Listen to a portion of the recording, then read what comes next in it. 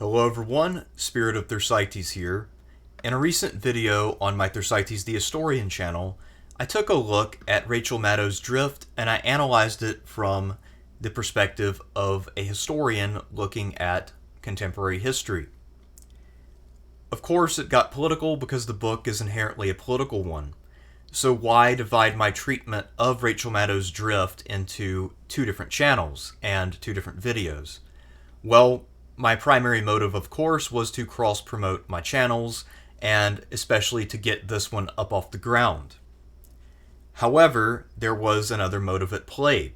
There were a few things about Maddow's book that I thought that I would save for this channel because they would be a little bit more apropos to the mission statement of this particular channel. One thing I left out were Maddow's conclusions, which I will go through in detail.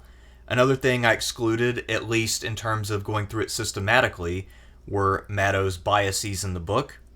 And a third thing that I did not include in the last video is that Maddow has fallen off the wagon, and the Maddow of 2012 would be very embarrassed by the Maddow of 2020.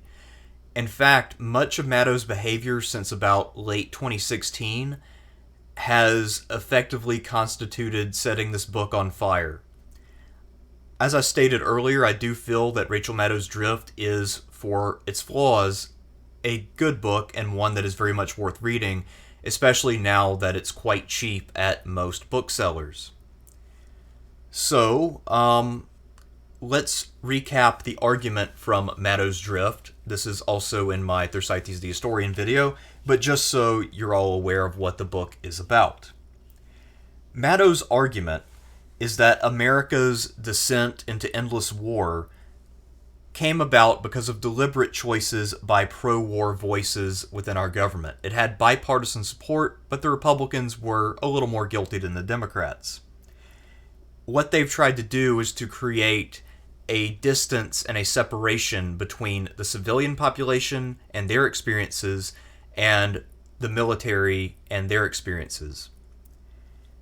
She points to a number of developments which have led to this, one being the Abrams Doctrine, which effectively is the doctrine in place where the National Guard and reserve units are sent whenever there's a war, which was not necessarily the case prior to 1977 or whatever year the Abrams Doctrine was initially passed.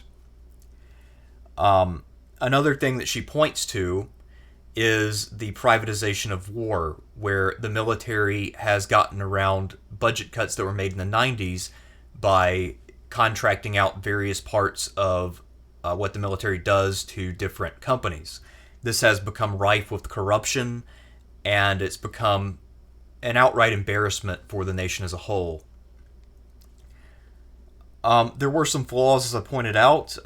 For instance, she barely talks about the presidential war powers as this was interpreted by Johnson and Nixon, or how Truman was able to get America involved in Korea without really ever getting a declaration of war, and how that started a trajectory towards where we are now. She instead chooses to focus on Vietnam and its immediate aftermath in her book, Drift. I think that is a flaw. But overall, although she makes some missteps in my estimation, I think that her case is a fundamentally sound one. But let's get beyond the framing of Drift and talk about the policy solutions which come from accepting her arguments. Maddow has, I believe it is 8 policy suggestions that she makes at the very end of Drift, this being from page 249 to 252. I will read all of them and discuss them as I go through them. Her first suggestion is, quote, "Going to war, being at war, should be painful for the entire country from the start. Henceforth, when we ship the troops off to battle, let's pay for it. Wars cost money. Lots and lots of money. Whenever we start a new one, we should raise the money for it contemporaneously. Taxes, war bonds, what have you. Freedom isn't free, shouldn't be a bumper sticker, it should be policy." So, at the outset of the book, she did mention that she was trying to frame everything within a small c conservative framework, so that way this book would be equally accessible to Republicans. And I think for the most part, she did a pretty good job at that. This suggestion is very much in line with the conservative notions of around that period, 2012, where a lot of Republicans were talking about pay as you go when it came to government spending, and they're also trying to push for sequesters and the Simpson-Bowles Commission, although Obama signed off on that one too, and some other things. So this was very much an argument grounded in its time, but also one which worked within the framework of conservative understanding. As far as whether this is a practical policy or not, I hardly think so. The only way we could pass this off would be if we were to massively step back our foreign commitments, and we're not near that point right now. Nowhere near it.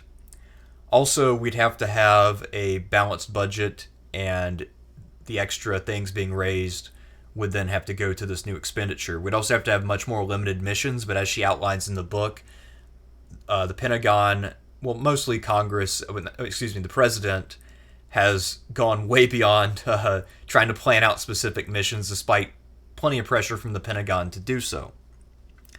Suggestion number 2, quote, let's do away with the secret military. If we're going to use drones to vaporize people in Pakistan and Yemen and Somalia, the Air Force should operate those drones and pull the trigger. And we should know about it. If the CIA is doing military missions, the agency needs to be as accountable as the military is, and the same goes for the policymakers giving them their orders. The chain of command should never be obscured by state secrets. Special forces can be unconstrained and clandestine to the bad guys, but not the Congress. So I think that this suggestion is spot on. This is very key to getting back to some form of accountability.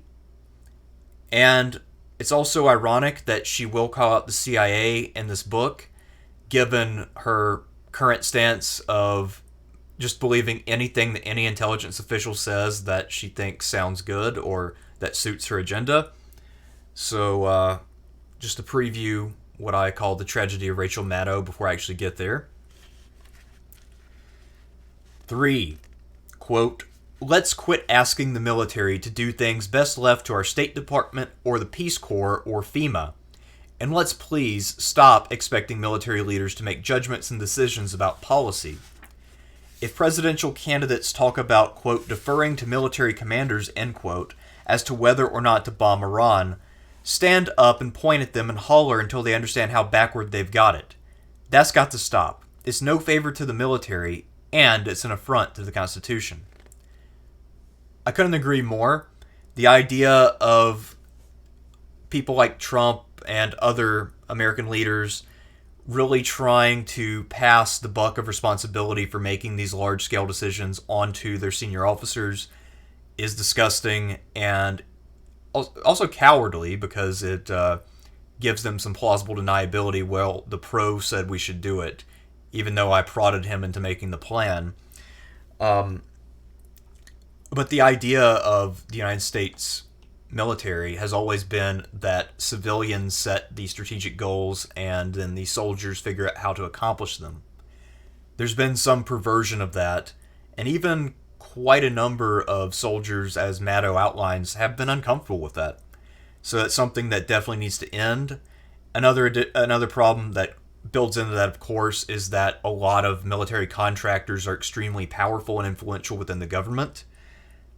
There's a revolving door between large contractors and high offices. Even Jeff Bezos, the richest man in the world, is now a consultant with the Department of Defense, and I really have no idea what exactly he's contributing, but he is influential within both parties. So if Bezos gets an itchy trigger finger, not a finger trigger. All triggers are finger triggers, I suppose you could say. But, anyway, if Bezos gets a little trigger happy, well, we might end up at war. I think recently got to the $200 billion mark in terms of his personal wealth. Number 4, quote, our Guard and Reserves need to be the Guard and Reserves again, which is to say the institutions that weave civilian life and military life together. The life of a National Guardsman or Guardswoman should be mostly a peacetime civilian life. When we ship these men and women off to war, civilian communities all over America should feel that loss. I largely agree with this sentiment.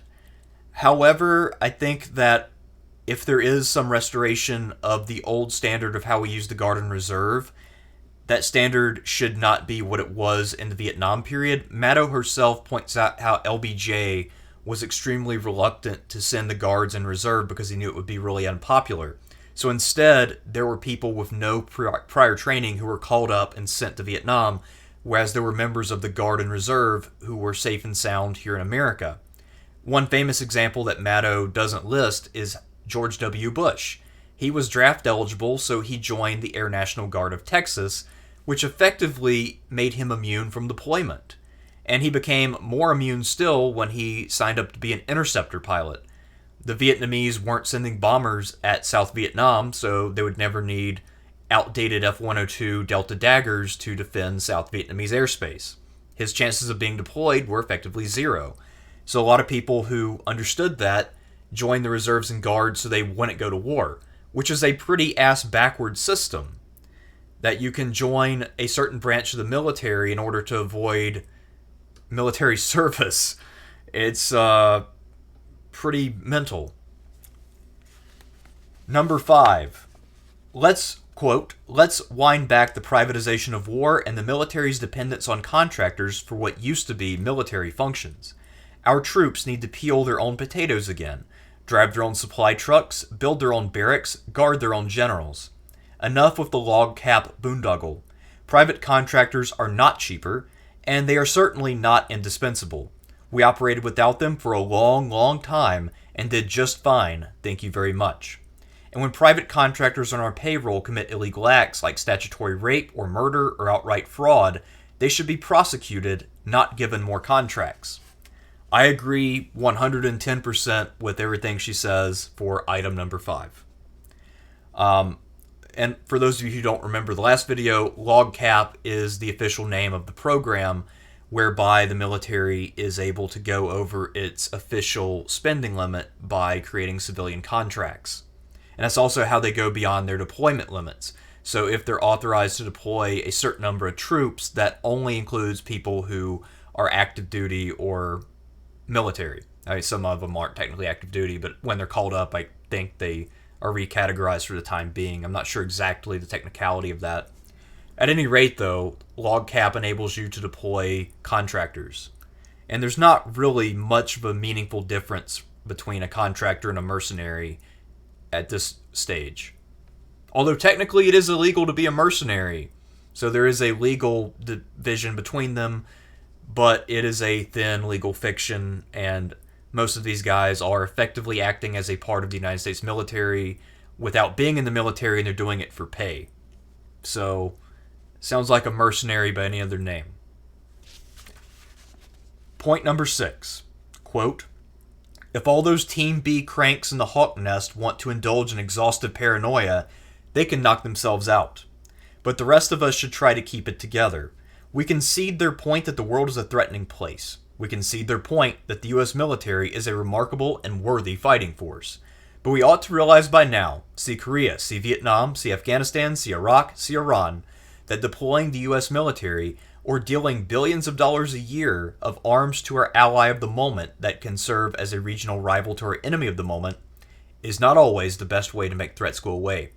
Our military and weapons prowess is a fantastic and perfectly weighted hammer, but that doesn't make every international problem a nail. This is a good point, and this shows you where her politics were in 2012. If only she had stuck to this. Obviously, now she is quite well known for being on the other side of paranoia, rather than calling out other people for having retro Cold War views. She is now effectively rattling the saber against Russia at every turn. And she's been doing that for the last few years. And she was really, really bad about it in 2017. That was probably the absolute low point.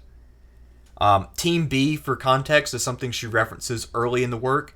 This was a private study that was conducted, I think, with the blessing of the Pentagon, on the threat posed by the Soviets or by international communism, and Team B painted an extremely bleak portrait, and it was alarmist and beyond anything that most of the actual analysts at the time were thinking. And anyway, these people were able to band together and really seep into government slowly but surely. She goes through that process in the book. And she keeps referring to Team B, even though it was just a temporary name that they assumed for some study or exercise. So, weird writing decision, but I think the point stands. And again, the tragedy of Rachel Maddow is that she abandoned her sixth proposition in this book. Point number 7. Quote, let's ensure that our nuclear infrastructure shrinks to fit our country's realistic nuclear mission. Let's decide exactly what we mean to deter with our nukes, and expend just exactly what we need to do that. There's a cost to keeping these chemistry experiments lying around for decades. Let's up the way too slow decommissioning process and shrink our nuclear inventory before another pylon of live missiles goes walkies. Here she's referring to the absolutely inept handling of our nuclear stockpile, how some weapons have been lost due to plane crashes and other mishaps, how some people who were responsible for decommissioning them failed to really do so at one point. They sent live nukes to a place, and the people there had to then pay close attention to notice that the nukes were still live rather than deactivated as they were supposed to be. Her last full chapter of the book, is a little bit of a divergence away from the main thrust of Drift, and it's one of Maddow's side interests, but it's absolutely worth reading just by itself. It will give you some nightmares, though, because let's face it, nuclear weapons are extremely scary, and the fact that they are not being handled with the care and diligence that they command should be pretty damn worrying. Finally, point number 8. Quote, and finally, there's the Gordian knot of executive power. It needs a sword, something fierce. The glory of war success will always attach itself to the president, so presidents are always going to be prey to the temptation to make war. That's a generic truth of power, and all the more reason to take decision-making about war out of the hands of the executive. It is not one man's responsibility. The imperial presidency malarkey that was invented to save Ronald Reagan's neck in Iran-Contra and that played as high art throughout the career of Richard Cheney is a radical departure from previous views of presidential power, and it should be taught and understood that way. This isn't a partisan thing. Constitutionalists left and right have equal reason to worry over the lost constraint on the executive. Republicans and Democrats alike have options to vote people into Congress who are determined to stop with the chicken shittery and assert the legislature's constitutional prerogatives on war and peace.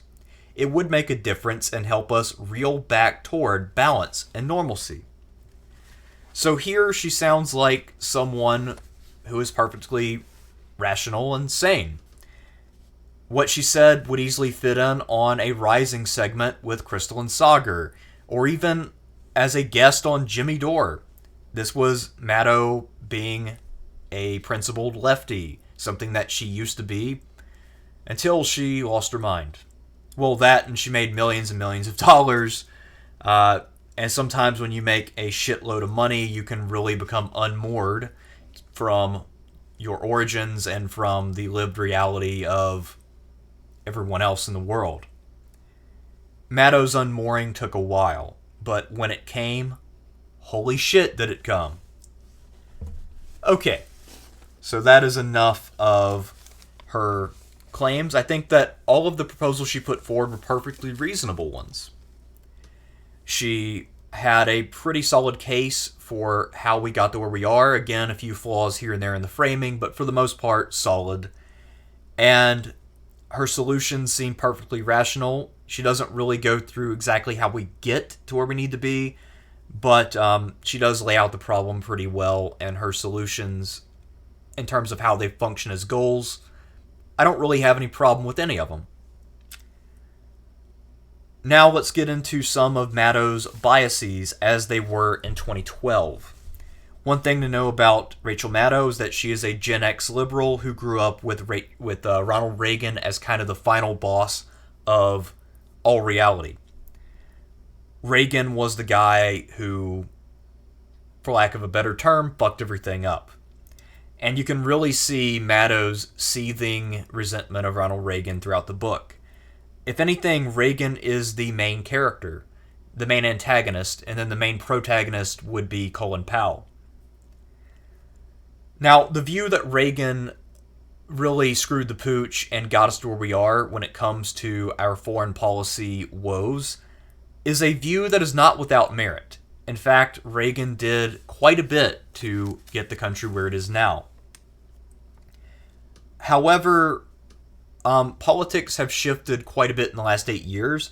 So while Reagan still is sort of this hero figure within the Republican Party, his stature has diminished as Trump has tried to move the party in a somewhat different direction. Trump's rhetoric on war is quite a bit different than, say, Bush's or Reagan's. That being said, as I've mentioned many times, Trump's party is not a new party.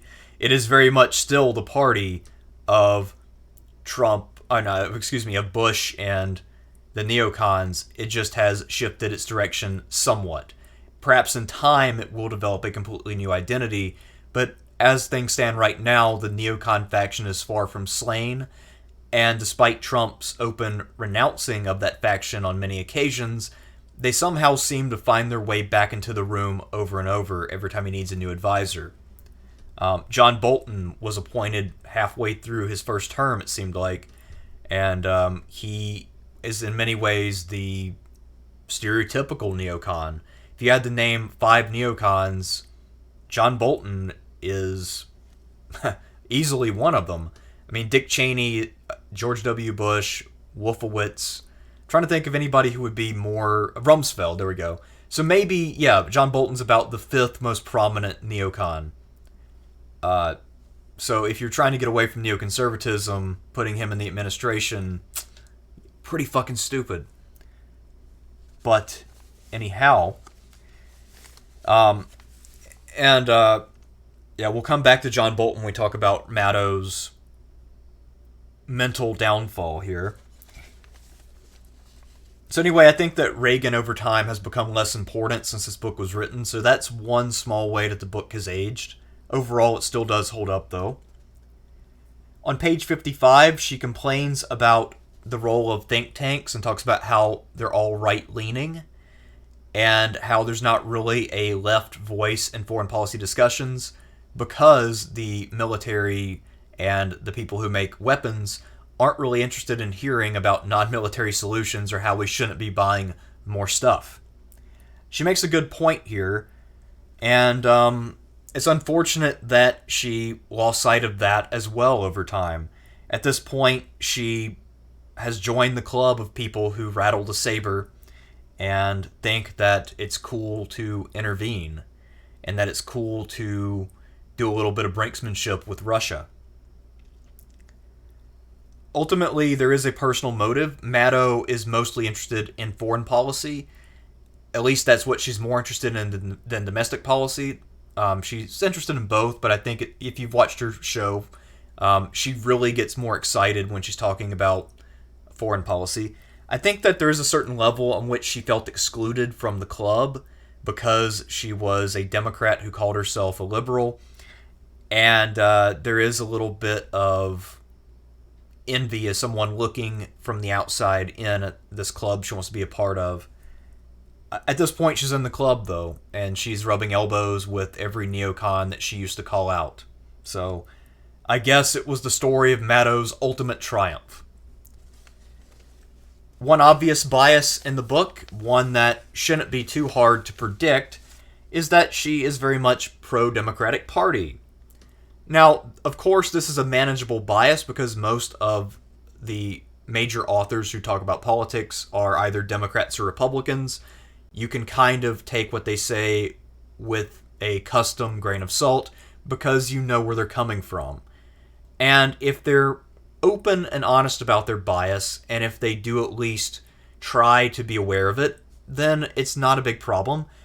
And despite her current reputation as the leading partisan hack of the Democratic Party, that actually is well under control in this book. In Drift, she is not a hack. She hits the Clintons, both of them, including Hillary, believe it or not, the Obama administration, and other Democratic officials, and gives them the blame they deserve for certain things. For instance, she mentions that the privatization of the military was done on Bill Clinton's watch and mostly by the design of Al Gore. She also talks about Obama's administration doing drone strikes and engaging in other activities which are deeply worrisome and really which should be a matter of concern for all Americans regardless of your political views. So she does hit the Democrats. That being said, she gives ultimate responsibility to the Republicans. And while I think that there is a case for making Reagan one of, if not the main guys on the list of people who are to blame, I think that you can see her struggling to hold Bill Clinton's feet to the fire at certain points in this book. She ultimately does it, but there are times when she's describing the privatization that went on in the 90s and then the abuses of contractors in Bosnia, where she doesn't mention Clinton's name. She just lists the year and the conflict and sort of doesn't talk about him as much as she probably should. That being said, it's not a hard bias to detect and to adapt for. So, perfectly functional there. There's one other time where she's willing to kind of distort reality just a bit to take another shot at Reagan. Early in the book, she gives a 1976 anecdote where John Wayne wrote a note to Reagan in strong terms where he told him to back off of his critique of a treaty that Jimmy Carter was working on. And perhaps this was 1980. It's one of the two cycles where Reagan was a presidential contender. He ran in the 76 primary. And Wayne told him that he was damn wrong about it and that he would like to sit down and educate him on the issue. And because of the strong tone, Maddow gives the impression that Wayne was either a Democrat or someone who was uncomfortable with Reagan and saw him as a radical. However, the truth is that Wayne, by and large, supported Reagan and in fact was a Republican. After reading that passage, I thought for a minute, hey, was Wayne a Democrat? I never heard about that. And then I looked into it. Oh, no, that is not what was going on. This was just one time where John Wayne and Ronald Reagan had some differences in their politics. So, she doesn't outright say that John Wayne is a Democrat or anything like that, but still the way that she frames it gives you a misleading picture and tries to make Reagan look, I would say, more out to lunch than he really was and more off to the right than perhaps he actually was. So, so there is some anti-Reagan bias which maybe goes a tad far. But for the most part, I think that her view on Reagan is correct. Asterisk, but correct. So another thing that I noticed here is that on page 96, 96, she tries to rewrite the Vietnam narrative. A lot of neocons have really hijacked Vietnam and used it as an example of when America didn't sufficiently believe in itself and how there's a Vietnam syndrome where people were reluctant to go to war because they didn't believe in America enough and because they effectively lacked the requisite belief in our military's ability to get the job done. Maddow kind of inverts that and I think gets us back to where we were prior to the full rise of the neocons after the first Gulf War. And that is to say that having a resistance to war and being reluctant to get involved is very much more in line with the American tradition than being gung-ho for war. If you look at both World War I and II, it was a tall task to get the American public behind the war effort. In, say, most of our earlier conflicts, the same was largely true. We only really got in the Spanish-American War, for instance, because of yellow journalism and the fear-mongering of the press at the time over the USS Maine, which almost certainly was not taken out by enemy action. So I think that her revision there is warranted and probably accurate. Here we get to the politics of the moment, but the moment I'm talking about is 2012. You can very much see a pattern where Maddow is unwilling to go outright against Obama, just against this one piece of Obama's administration. This is because she was one of the leaders on MSNBC. I think she was already a top host. If not, she was just about to eclipse Olbermann. This was not quite her ratings peak, but it was also getting pretty close to it. She is very much willing to look at current politicians in 2012 through the light of how they stood in relation to the Obama administration rather than their role at any point when she's citing them. So, for instance, Powell, Colin Powell that is basically God tier. Powell endorsed Obama in 2008, and while he had some critiques of Obama and his administration, for the most part, he was relatively friendly and open. So Powell's role in opposing the wars of H.W. Bush and Bill Clinton is held up as an example of great statesmanship and general goodness. Dick Lugar, a senator from Iowa who was a good friend of Obama and one of his chief allies in the Senate, at least on the other side of the aisle, is painted as a hero during the Gulf War I debate, even though at the time he was fairly junior and most likely was not really leading the charge trying to hold H.W. accountable for his war against Saddam Hussein, or as H.W. would call him, Saddam. And of course, John McCain is painted as a horrible warmonger, but Rachel Maddow got that one 100% correct.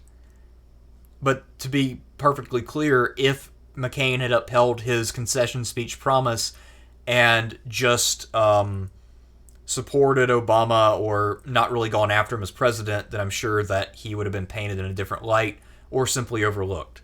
But because he said that Obama was being soft on terror, we need war, and more war, he was an easy target, and Maddow did well to hammer him. So now we come at last to the sad finish of tonight's coverage. The descent of Rachel Maddow into madness. 2012's Drift is unfortunately destined to be Maddow's magnum opus. And that's despite the fact that at this point she's probably only in about the middle of her career. Usually, when you have a long career, there's always the opportunity of ending on a high note or of releasing something toward the end of your career which will define or greatly burnish what you did. With Maddow, the best is behind her because the switch has been flipped, and anything she does from this point forward will simply undermine whatever she did good in the past. Drift is a good book, but I think that she could have done better had she not gone insane. So how did she go insane? What actually happened? Most people remember the Russiagate fear-mongering, saber-rattling against Russia and all of that, but how did she actually reach that point? It all began in the summer of 2015. This is when Hillary Clinton announced that she was running for the presidency. Before this, Maddow had looked giddy at the prospect of a female president, although, as recently as 2012 in Drift, she had critiqued Hillary as Secretary of State and how Hillary had been too warmongering. Yet, by the summer of 2015, Maddow was so caught up in women's identity politics that she was willing to overlook literally everything about Hillary Clinton's record and became a mindless cheerleader for anything Hillary related. She ignored all the other primary candidates, including Bernie Sanders, who used to be a guest on the show. If anything, Maddow was closer to Sanders than Hillary prior to the primary, but when Maddow decided to go 100% id poll, Bernie got cut out, and Rachel really stopped covering interesting stuff. Once the race narrowed to Hillary versus Trump, Maddow just went into full-scale partisan hackery, and it was simply Hillary is amazing, the most qualified person to ever walk the face of the earth. Trump is human garbage. This was the kind of coverage you could get from anyone, and you didn't need a Rhodes Scholar to tell you, say, that Trump is not the sharpest bulb in the chandelier. So, this was a temporary form of madness, an election fever. This is something which afflicts a large number of people anytime there is a general or even a midterm election. It's curable. All you got to do is wait until November, and then usually the person will revert to reality. They'll remember that they have principles which go beyond a party label or an attachment to some individual. Well, that didn't happen because Maddow was one of the people who earnestly believed that Hillary had it in the bag. She was stunned by the results, and she concluded that because all the experts have been wrong, the only explanation for what had occurred is that Trump must have cheated with the help of Russia. How else could he have possibly pulled this off? It had to be Russia.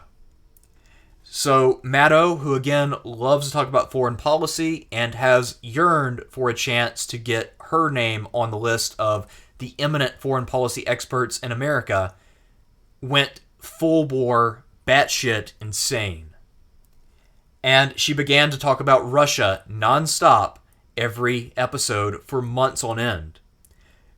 I think it was in March of 2017, was it Glenn Greenwald or Ryan Grimm or someone wrote a piece asking if Maddow had lost her mind and actually counted up the number of minutes that she spent on each topic, and it was something like 80 to 85% of her shows, in terms of total minutes, had been devoted to Russiagate for the last several months. This is when Maddow lost all real credibility. She had a huge rating spike when she was talking about this ridiculous conspiracy theory, and over time, as people kind of slowly woke up to the fact that she was full of shit, her ratings have declined. She's still one of the higher rated hosts on MSNBC, but still, she killed her credibility, and at this point, she is just a partisan hack for the establishment-style Democrats, the blue no matter who people. No one in the progressive movement takes her seriously, although she used to be very much one of the progressive heroes in mainstream media. So I think that her career is slowly but surely losing steam, and it will probably end prematurely. So the real tragedy is not only that Maddow effectively kamikazed her career for a short-term payday, but also that she outlined the exact reasons why something like Russiagate is so devastating to the national interest. By painting Russia as an existential threat which steals elections, and then by using as your only source of information the CIA, what you're effectively doing is validating all of the abuses and practices that you decried in Drift. She had a healthy skepticism of the CIA before the 2016 election. I recall lots of great segments on her show about how the CIA was responsible for contributing to a lot of unrest in the world and a lot of instability through its support of various dictators in Latin America and other interventions which were not necessarily made with the benefit of the locals in mind. So, I don't know if Maddow necessarily lost her mind, but she did lose her principles. And that's a sad story, because Maddow was pretty effective at communicating those principles. And in many ways, I still feel kind of betrayed by the downfall of Maddow. I actually used to be a fairly big fan of hers, especially before I discovered some of the better commentators out there, such as Tom Hartman, for instance. So up until maybe 2010, 2011, Maddow was my favorite commentator. And Drift was a good book, but she could have done better. Except now she can't, because she has completely and totally annihilated her own credibility. So that's all I have to say on the topic. I still recommend the book Drift.